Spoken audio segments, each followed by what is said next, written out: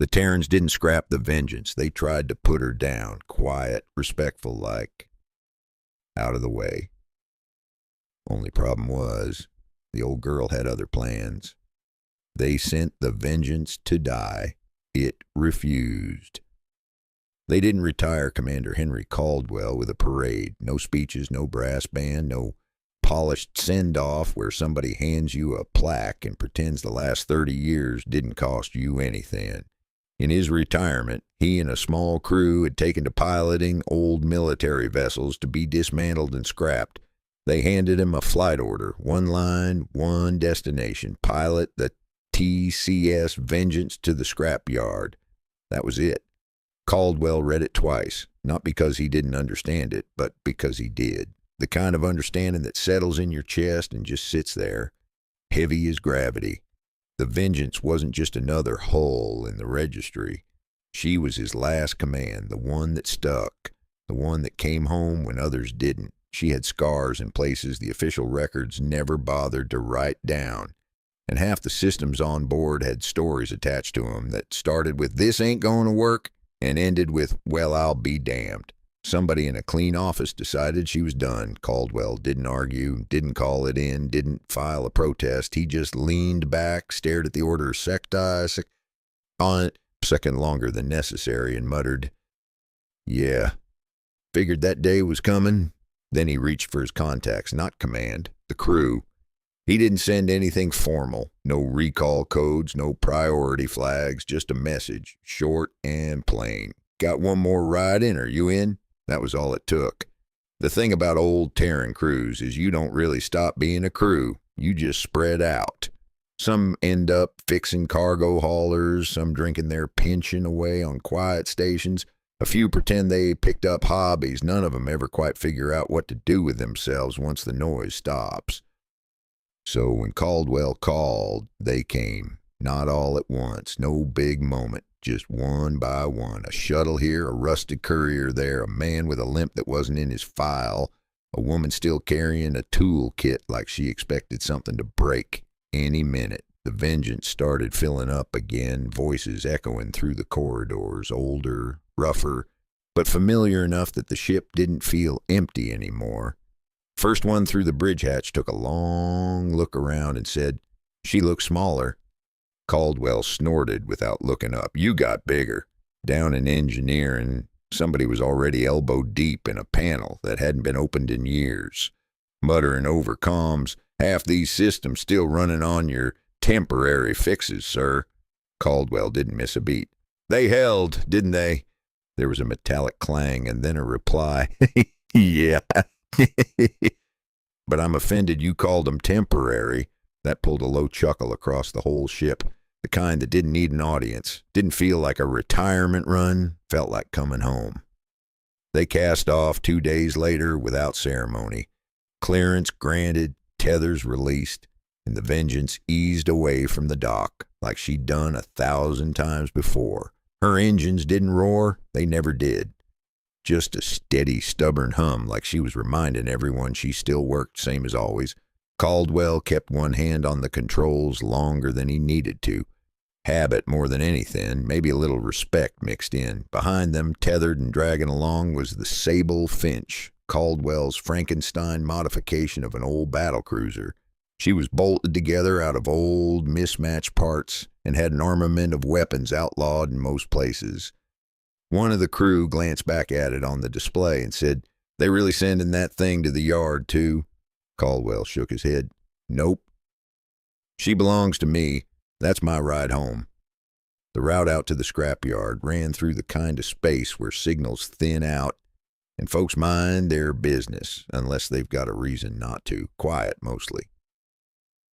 Too quiet, if you ask the right kind of people. They were about 3 hours out when the first anomaly showed up on sensors. Nothing big. Just wrong. One of the techs leaned in, frowning at the readout. "That contact's not broadcasting an ID." Somebody else shrugged it off. "Ooh, probably broken." Another voice cut in, quieter. "Or hiding." That hung in the air a second. Caldwell didn't react right away, just watched the numbers scroll like he was listening to something the rest of them couldn't hear yet. Then he said, calm as ever, "Bring it up full." The shape resolved on the main screen, sharp and clean, and very much not Terran military by the look of it. Sitting out there like it had been waiting, which meant it probably had. One of the crew let out a low whistle. "Well, that ain't friendly." Caldwell gave a slight nod. "No, doesn't look like it is." Someone farther back in the ship muttered, "They know we're headed to a scrapyard, right?" That earned the smallest twitch of a smile from Caldwell. "Reckon they do." The alien vessel shifted position, sliding just enough to block their path, smooth and deliberate, like it had already decided how this was going to go. Caldwell leaned forward, resting his arms on the console, eyes steady on the screen. "Ain't that something?" he said quietly. "Whole career. She makes it through every fight we ever put her in." His fingers tapped the console once, light and familiar. "And the only time somebody picks a fight with her," a faint grin crept in, "is when she's on her way to die." The comms stayed quiet for about half a second before someone in engineering said, "Well, that feels like poor timing on their part." Caldwell straightened in his seat, hands settling back on the controls like they'd never left. "Yeah," he said, "reckon it does." And just like that, the last ride stopped looking like a funeral. The alien ship didn't open fire right away, and that was the first thing that told Caldwell this wasn't just bad luck. Out here, ships that cross paths either keep moving or start shooting. They don't slide into your lane and sit there like they've got time to think about it. This one eased into position ahead of the Vengeance, clean and deliberate like it owned the space. A few seconds stretched out quiet enough to feel. Then the comms lit up. The voice that came through wasn't Terran, too smooth, too certain. It had that polished edge to it, like it had never once had to improvise a damn thing in its life. "Unidentified vessel," it said, calm and precise. "You are operating in restricted space. Power down and prepare to be boarded." Someone on Caldwell's bridge let out a quiet laugh, the kind that comes from people who've heard better threats before breakfast. "Restricted space," one of the gunners muttered. "Out here? That's cute." Caldwell didn't answer, didn't rush. He just watched the ship on the display, studying the way it held position, the angle of its hull, the confidence in the way it blocked their path. "They ain't asking," he said finally. "Nah," Tactical replied. "That there's a statement." The alien voice came back, sharper now. "You will comply immediately or be disabled." That was about the moment irritation set in. Caldwell reached up and muted the channel like he was tired of listening to a bad sales pitch. "All right," he said, leaning back just a little. "Let's take stock. What do we actually have?" That question alone told you everything about the difference between him and modern command. A newer crew would have started quoting specs and pretending the numbers meant something. His crew told the truth. "Forward batteries are sitting at about 60%, Tactical said. "And that's being generous." "Shield grid's uneven," another voice added. "Port side's starboard's aspirational. Propulsion's stable," engineering chimed in. Then after a beat, "Long as nobody asks it to do anything impressive." A few quiet chuckles rolled through the ship. Caldwell nodded once. "Good, on a ship."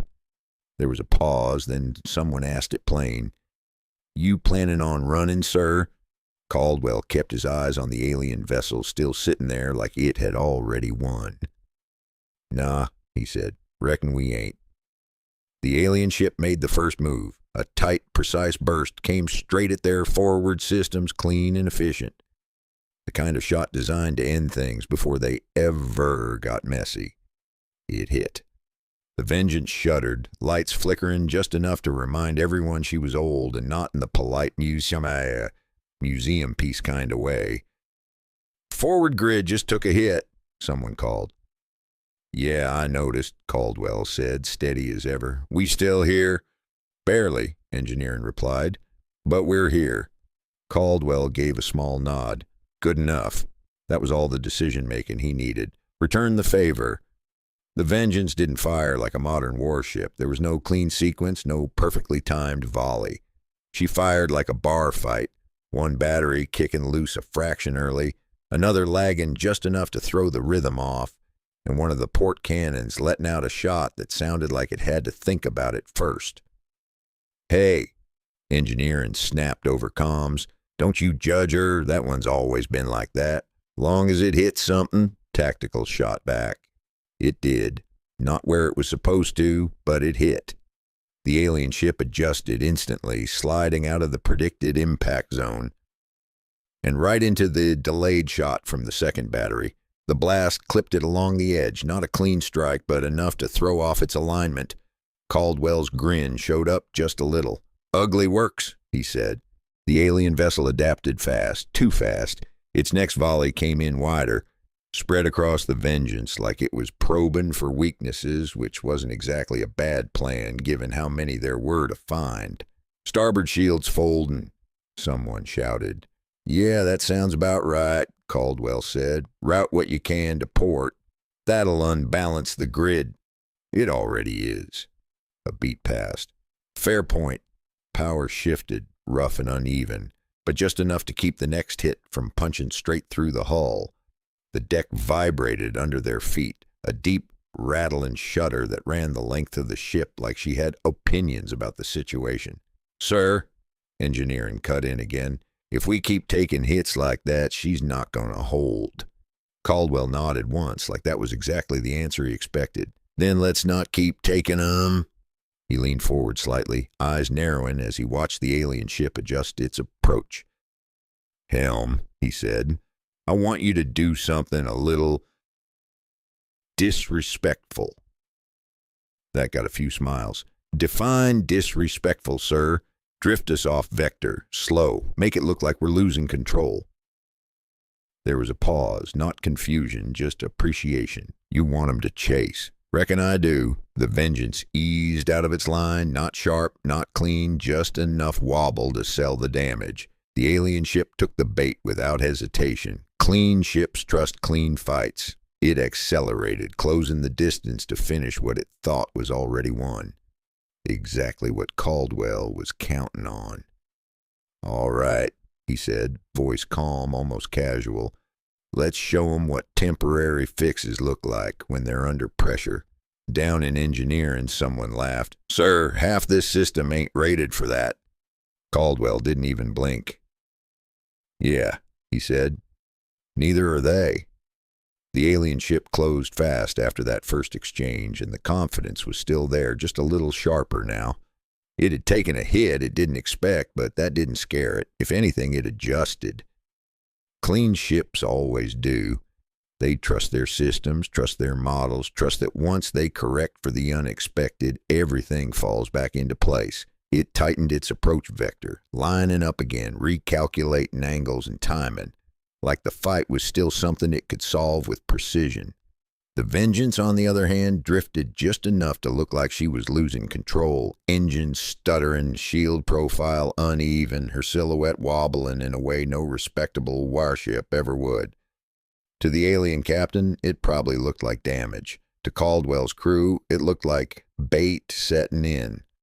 "Range is closing again," Tactical said, a little quieter this time, watching the numbers tick down. "They're adjusting, smarter now." "Good," Caldwell replied, eyes steady on the display. "Means they're thinking." "That a problem?" Caldwell's mouth twitched just a little. "Only if they're right." The alien ship fired again. This time, not a single clean strike, but a measured spread, testing, probing, looking for consistency in the Vengeance's response. It wasn't sloppy. It was careful. That was the problem. The shots came in staggered, designed to force a reaction, to map out the weaknesses properly this time, and they landed. Not all of them, but enough. The Vengeance took the hits across her starboard side, the weakened grid folding in places, energy bleeding through into the hull. The whole ship shuddered, a deep, grinding vibration that ran through the deck plates, like she was reminding everyone she was still made of metal, not miracles. "Starboard's taking it rough," Engineering called out. "We're losing coherence on the grid." "Yeah," Caldwell said, calm as ever. That was always the ugly side. That's not funny, sir. It wasn't meant to be. Another hit struck, harder this time, slipping through where the shield didn't quite catch it, chewing a line across the outer hull. Something sparked, something blew, and for a split second the lights dipped low enough to make the bridge feel a whole lot smaller. Sir, we keep this up. We ain't, Caldwell cut in. Not loud, just certain. He leaned forward slightly, watching the alien ship adjust again, tracking them, trying to find a pattern that wasn't there. Helm, he said, give me less. There was a pause. Less, sir? Yeah, Caldwell said. I don't want smooth, I want it wrong. Make it look like we're overcorrecting. A slow grin spread somewhere behind him. You want sloppy. Yep. The Vengeance answered in kind. Her movement shifted, not just drifting now, but overcompensating, sliding too far, correcting too late, turning the whole engagement into something that looked borderline incompetent. Any clean system trying to track it would start chasing ghosts, predicting motion that never quite lined up twice.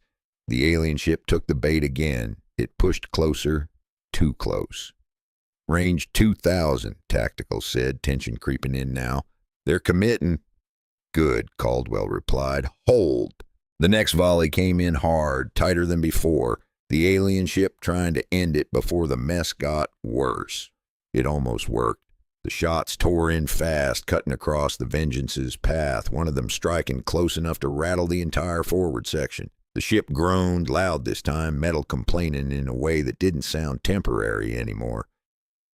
Forward structure's taking stress, Engineering snapped. She's not going to like much more of that. Caldwell didn't flinch. She don't have to like it. Another impact hit, and something deeper in the ship let out a sharp, cracking sound that traveled through the deck like a warning. All right, Caldwell said, quieter now. That's enough of that. He didn't raise his voice when he gave the next order. Everything forward, dump it. There was no hesitation. Power surged, not clean, not controlled, but everything they had shoved forward into systems that had no business handling it. Panels lit up across the bridge, some stable, some flickery, some just angry about the whole situation. Down in Engineering, somebody was already shouting over the noise, half warning, half excitement. Sir, we're overloading 3 systems. Only 3? Caldwell replied. That we know about? Then we got room. The Vengeance fired again, but this time it wasn't a scattered mess. It was focused, not purty, but deliberate in a way the alien ship hadn't seen yet. The barrage slammed forward, not aimed at the center, not chasing a clean kill, but hammering the same section again and again, the part that had already taken damage. The alien ship tried to adjust, too late. One of the shots hit just off alignment, throwing its defensive response out of sync. And the next one followed right into the gap. Then another, and another. Not a perfect strike, but a sustained one. The kind that doesn't give a system time to recover. There! Tactical snapped. They're bleeding power. I see it, Caldwell said. The alien ship faltered just a fraction, but it was enough. Its movement lost that perfect edge, its response lagging just a little as it tried to stabilize. Clean systems hate that. They're not built for messy. Helm, Caldwell said. Push her in. Sir, she's already closer. That got a laugh, quick and sharp. You are a dangerous man. Reckon I've been called worse. The engine surged again, rough and uneven, but they answered. The Vengeance lurched forward, dragging the fight into a range where predictions stopped mattering and reaction took over. The alien ship fired again, but the shot came just a little off, just enough to graze instead of strike. And now the distance between them was measured in heartbeats instead of kilometers. Engineering, Caldwell said. 10 seconds. There was a pause, then a resigned sigh. You always pick 10 seconds. Seems to work. Power spiked across the grid, systems screaming louder now, something deep in the ship popping hard enough to make the lights flicker outright. For a moment, the Vengeance felt like she might come apart under her own effort. Then she held, and then she hit. Everything forward fired again, not controlled, not efficient, but overwhelming. At that range, it wasn't about accuracy anymore. It was about presence. about putting so much chaos into the other ship's systems that it couldn't keep up. The barrage tore into the alien hull, hammering the damage section, forcing it to compensate faster than it was built to handle. Something gave. Not a clean explosion, nothing dramatic, just failure. Structure slipping, systems losing sync. Control breaking down. The alien ship broke away hard, pulling out of the engagement faster than it had come in, its movement no longer smooth, no longer confident.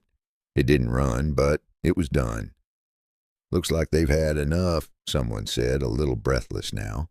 Caldwell watched it go, quiet for a long second, then leaned back slightly in his chair. Yeah, he said. Reckon they have. The silence that followed felt different, not tense, not uncertain, just earned.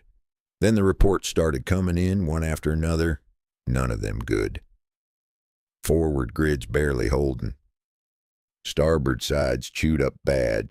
We got at least 4 systems running on something that ain't in the manual. Engine 2 is... I don't even know what it is anymore. Caldwell nodded along with each one like he'd expected every word of it. Anybody dead? He asked. A pause, then the answer came back. Steady. No, sir. That earned the smallest smile he'd had all day. Good, he said quietly. That's a win. He let that sit for a moment, eyes drifting back to the display, to the empty space where the alien ship had been, then down to the status of his own vessel. The Vengeance wasn't pretty. Hell, she hadn't been for years. But now she looked honest. A warship that had just survived one more fight she had no business winning. Caldwell exhaled slowly, then straightened just a little. All right, he said. Let's get her home. Home? Someone echoed. Caldwell's gaze shifted toward the distant coordinates of the scrapyard, a place meant for endings. Yeah, he said. Let's see if they're still planning on scrapping her. We ain't gonna make it, Commander. We're too tore up. It's too far away. Caldwell called for a transport. Most of the crew disembarked. Caldwell's original crew stayed behind. Okay, boys, announced Caldwell. Let's find a place to lay this bird to rest. Caldwell knew of a scrapyard not too far away. It was a huge place full of old ships orbiting a big old rock in space called Kepler 442-C. One of his engineers had retired to there to play in the giant box of Tinker Toys. They didn't make the scrapyard clean. Truth is, there ain't nothing clean about a place where ships go to die. The Terran orbital yard hung out there like a graveyard that forgot how to stay quiet. A wide scatter of broken hulls, strip frames, and half-disassembled warships drifting in slow, patient orbits around a cluster of industrial docks that never seemed to sleep. Welders sparked in the dark like distant lightning. Salvage rigs crawled across carcasses of ships that had seen too much, and every now and then something got cut loose and sent tumbling into the void like it had finally been allowed to wreck. That was where ships ended, or at least where they were supposed to. The Vengeance didn't arrive pretty. She came in limping, engines stuttering, power grid uneven, sections of her hull scorched and torn like she'd just fought her way through something that didn't want her to leave. The Sable Finch drifted behind her, still there, still quiet. Dock control picked them up late. Real late. Unidentified vessel, the yard operator started, voice distracted, probably juggling 6 other incoming wrecks at the same time. You are approaching. Then the scan finished. There was a pause, a long one. That can't be right, the operator muttered, not even bothering to mute the line. Caldwell didn't say anything, just eased the Vengeance in, hands steady on controls that felt a whole lot heavier than they had on the way out. The comm crackled again, voice different now, sharper, awake. Confirm identity, is that the TCS Vengeance? Caldwell keyed the mic without looking up. Yeah, he said. Reckon it is. Another pause, then quieter this time, almost respectful. Thought she was coming in cold. Caldwell glanced at the damage readouts, the flickering systems, the way half the ship was holding together out of stubbornness and bad decisions. Yeah, he said. So did we. That you, Commander? Came a voice over the comm. Yeah. George? Yee. Well, howdy. They cleared him in without another question. No assigned lane, no traffic hold. The Vengeance just moved forward and everything else got out of the way. That didn't happen for ships like this, not anymore. Caldwell brought her in slow, easing her toward one of the larger docks, the kind meant for ships that weren't expected to move again once they got there. The closer they got, the more the yard came alive around them. Tugs shifted position. Work crews stopped what they were doing. Even the automated rigs seemed to hesitate, like they were waiting to see what this old warship was going to do next. "Sir," one of the crew said quietly over comms, "you're getting looks." Caldwell let out a low breath. "Reckon we earned 'em." The Vengeance touched dock harder than she should have. A dull, heavy contact that ran through the frame like she was finally admitting she was tired. Systems dipped, then steadied just enough to keep her from going dark. For a moment, nobody moved. Then the hatch opened. Caldwell was the first one out. Not because he had to be, just because it felt right. The air inside the yard had that same smell it always did. Metal, heat, and something burnt that never quite went away. The deck under his boots was solid, but it carried the vibration of 100 ongoing jobs. A low hum that never stopped. A few of the yard crew were already waiting, not in formation, not official, just there. In front of them was George. George stepped forward, older than most, hands stained with a lifetime of fixing things that weren't supposed to be fixed. He looked past Caldwell, eyes tracing the damage across the Vengeance's hull, taking it in piece by piece. "Took her out for a spin?" George asked. Caldwell gave a small shrug. "Something like that." George let out a slow whistle, long and low. "She ain't supposed to look like that coming in here." "No," Caldwell agreed. "She ain't." Another pause. Then the man asked the question that mattered. "You lose?" Caldwell shook his head once. "Nope." That was all it took. George's expression shifted just a little. Not surprise, not shock. Respect. "Yeah," he said quietly. "Figured." The rest of the crew filtered out after that, slower, quieter than they'd boarded. Some of them looked back at the ship as they stepped onto the deck, like they were trying to memorize her as she was right now. Damaged, worn, but still standing. "You gonna stay?" Caldwell glanced back at the Vengeance. Her hull was quiet now. Power low, systems barely holding, but she wasn't gone. "Yeah," he said. "Reckon I will. Figured I'd stay with her till you put her to sleep." For the first time since he'd gotten the order, it felt like the end. The yard chief walked up beside him, eyes still on the Vengeance. "Your orders say we strip her," he said. "Break her down, catalog what's worth keeping, scrap the rest." Caldwell nodded once. "Yeah, I read 'em." The man didn't move, didn't call it in, didn't signal the crews to start. He just kept looking at the ship. "That ain't what I'm seeing," he said finally. Caldwell's brow lifted just a fraction. "No." The man shook his head slow. "I'm seeing a warship that just fought its way into my yard when it was supposed to be dead before it got here." He paused. "Don't seem right to kill something like that." Caldwell didn't answer right away. Didn't have to. He reached out and rested a hand against the bulkhead, feeling the faint vibration still running through the metal, like the ship hadn't quite decided to stop yet. "Yeah," he said quietly. "Reckon it don't."